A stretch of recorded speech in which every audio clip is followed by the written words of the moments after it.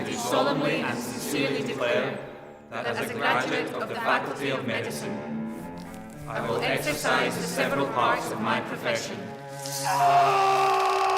the best of my knowledge and ability, for the good, safety and welfare of all persons committing themselves or committed to my care and direction.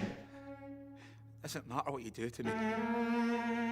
I told you. That I will not knowingly or intentionally do anything I don't know where it is. or administer anything to them to their heart, or prejudice for any consideration or from any motive whatever. And I further declare that I will keep silence as to anything I have seen or heard in the practice of my profession which it would be improper to divulge.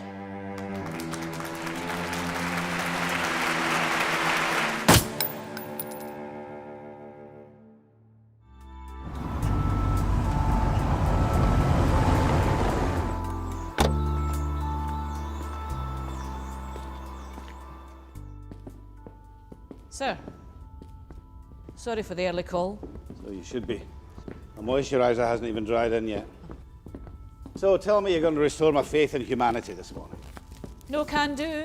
Sorry. No, I didn't think so. Just a word of warning. It's not pretty. Never is.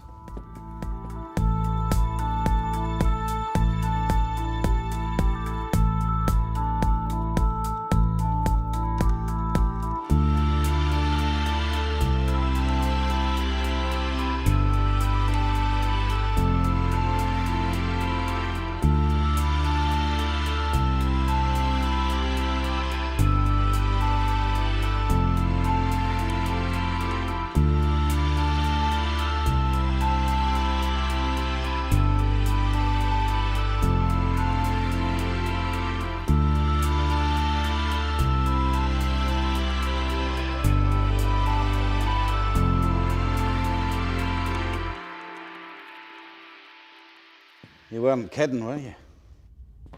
Well, I didn't want to get too close, but it looks like the soles of his feet have been slashed.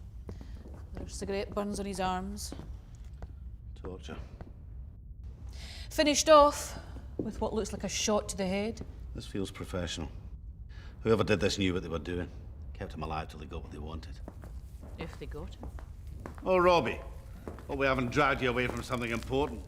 Sorry, boss. I had a bit of a hectic morning. Well, that's your problem.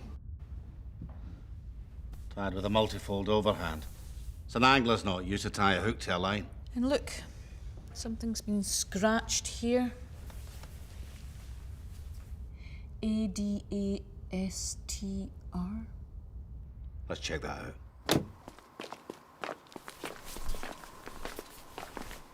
Late night? Hope she was worth it.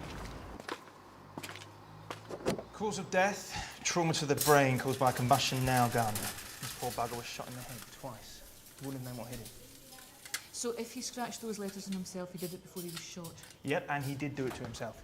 I found skin and blood traces under his fingernails. The rope used was bog standard, clean. The knot was an overhand, also known as a Gallows knot, I know. The soles of the feet have been slashed, probably with a Stanley knife, as was his face. Probably. I know a DNA hit would be much appreciated, but there wasn't a transfer of evidence, which means our killer wore some kind of protective clothing. My guess is gloves, bin liners on his feet. We're not in the business of guessing, son. Only the victim's prints and DNA were found at the scene.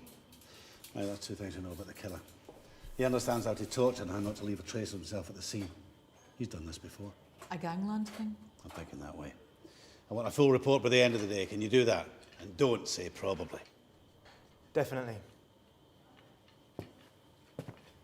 And that's him in a good mood. I've got an ID in the victim, Scott Clarkson. Recently graduated from university as a doctor. Oh, that kind of scuppers the gangland theory. He just got his degree. He just started work up at the hospital. Yeah, I can't imagine how you must feel. He was going to specialise in infectious diseases. He wanted to work in Africa. You must have been very proud of him. couldn't have been more proud.